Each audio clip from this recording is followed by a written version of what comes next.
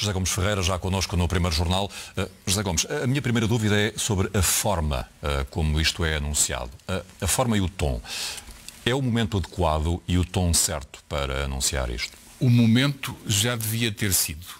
O tom não é o adequado, porque uma comunicação sobre uma situação económica gravíssima, feita num tom de conversa até informal, de café, de circunstância, em que se diz, sim, o PIB vai cair X% e terá um impacto de Y. É gravíssimo dizer-se isto com este tom. E eu acho que não é só o tom do Ministro que está deslocado, é o facto de o Primeiro-Ministro estar a dar a entender às pessoas que isto não vai acontecer nada em termos orçamentais e em termos financeiros e sociais, porque nós vamos ter que pagar isto tudo, e o próprio Presidente da República também estar a passar ao lado desta situação sem dizer nada. Acho que eles devem-nos, todos eles, uma explicação a nós portugueses e um alerta para o que se vai fazer a seguir. Porque só quem não tem memória é que esquece que a partir do momento em que é declarada a maior crise, tirando situações de guerra, em que é declarada a maior crise económica no país, o que vem aí não há uma contenção orçamental que tem uma palavra, que todos nós sabemos qual é, que é a austeridade, e que só por razões ideológicas e partidárias é que não se fala, e o Primeiro-Ministro diz que não vai acontecer. E ele sabe que vai acontecer. Então, vamos tentar detalhar essa ideia. O que vem aí é de extrema dureza, nenhuma dúvida sobre isso, é certo. Impossível. Até porque ninguém dá nada a ninguém em economia. Claro. E esta ideia de dizer-se que a Europa é que devia compensar isto tudo, isso não existe. Nunca é assim. Então deixa-me perguntar-te o que é que vem aí exatamente, considerando toda a margem de incerteza que temos ainda por diante, o que é que pode vir com aí muita clareza, com alguma segurança? Com muita clareza, quando em 30 dias úteis, em 30 dias do mês, uma queda do PIB estimada em 6,5%,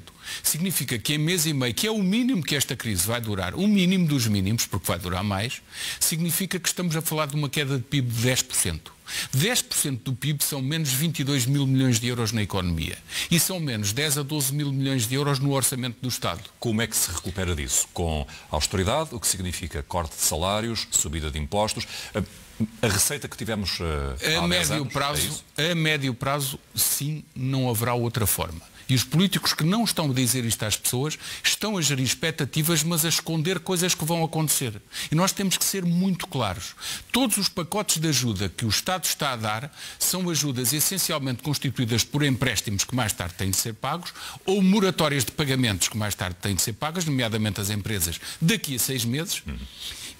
E em relação à economia no seu conjunto, tudo terá que ser refletido em orçamento de Estado com menos impostos e mais despesas para ajudar quem precisa, porque nada disso está em causa. Está a entrar menos dinheiro e a sair mais dinheiro. Exatamente. E, portanto, para compensar isso, não adianta pensar-se que a União Europeia vai dar esse dinheiro para pagar essa diferença. 10% do PIB, em queda de PIB, foi o que tivemos no ano 2011. E sabemos o que aconteceu em 12, 13 e 14 e 15 e seguintes até agora. Nas nossas cabeças, nunca deixámos de fazer contenção. Claro, nas nossas cabeças o termo de comparação que está é esse, do tempo da Troika. Certo. O que te pergunto é se aquilo que vem por aí poderá ser ainda pior ou, no mínimo, o que já é trágico, igual. No mínimo igual.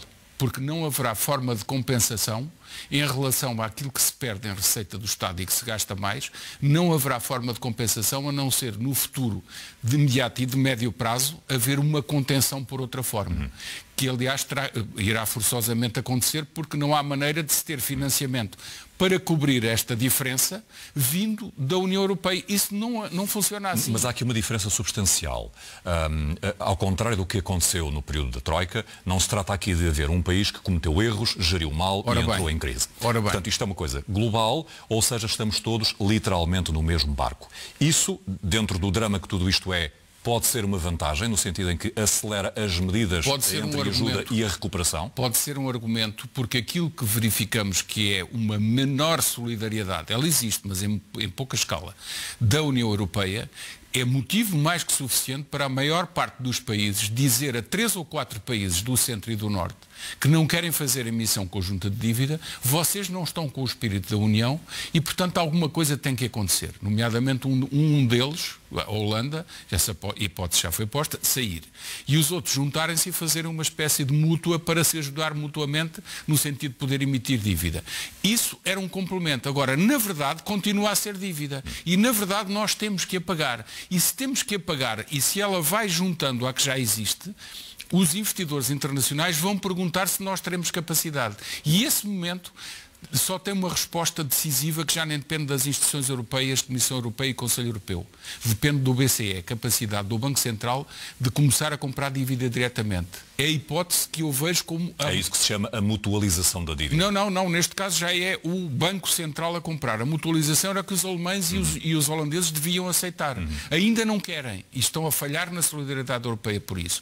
O Banco Central, como último recurso, começar a comprar dívidas dos Estados, isso é a última hipótese, mas, atenção, no mecanismo que está previsto existe condicionalidade, que é um palavrão que os políticos sabem perfeitamente o que quer dizer, que é condições iguais ou parecidas àquelas que tivemos nos períodos de recessão forte anteriores, que são as célebres medidas da Troika, claro, com outra roupagem, com outra designação. Sendo importante, creio eu também, sublinhar isto. O que temos pela frente é de uma dureza extrema, mas é importante sublinhar que não havia propriamente alternativa. Quer dizer, a alternativa a não parar a economia era colocar pessoas a correr risco de vida, e isso é impensável num país e numa democracia maduras. Absolutamente de acordo, sobretudo num primeiro momento.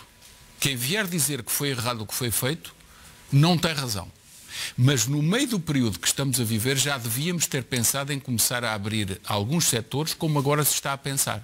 Porque é que, por exemplo, numa loja que vende sapatos ou camisas, não entra um cliente de cada vez? Porquê? Se isso acontece em pequenas lojas de venda de produtos, pequenos supermercados, se acontece nas grandes superfícies, porque é que noutros setores da economia não acontece? Desde que haja, obviamente, proteção pessoal. E a outra falha que eu posso apontar, que é nítida e que muitos industriais dizem, é porque é que a indústria de vestuário e de calçado e de outros setores que poderiam reconverter rapidamente para produzir equipamentos de proteção pessoal não foi solicitada pelo Governo a sentar-se à mesa e dizer vamos fazer já um programa massivo de produção de máscaras, óculos ajustáveis, aventais, luvas, por aí fora. Criava-se mercado para essas empresas e protegia-se outros setores. E isso, sim, está em falta e devia ser falado. Se bem que, só para pegar nessa tua deixa, o Governo anunciou recentemente que há cerca de 200 empresas, creio eu, que vão começar, por exemplo, a produzir máscaras cada uma por e equipamentos de proteção. Desgarradamente e no sentido voluntarista que os empresários têm. Isto também é novo e o tempo é altamente desafiante. O Governo devia tê-los chamado todos e sistematizado um plano nacional de produção. Que então sim teria muito mais lógica económica. José Gomes Ferreira, muito obrigado pela tua vinda ao Primeiro Jornal e pelas tuas explicações.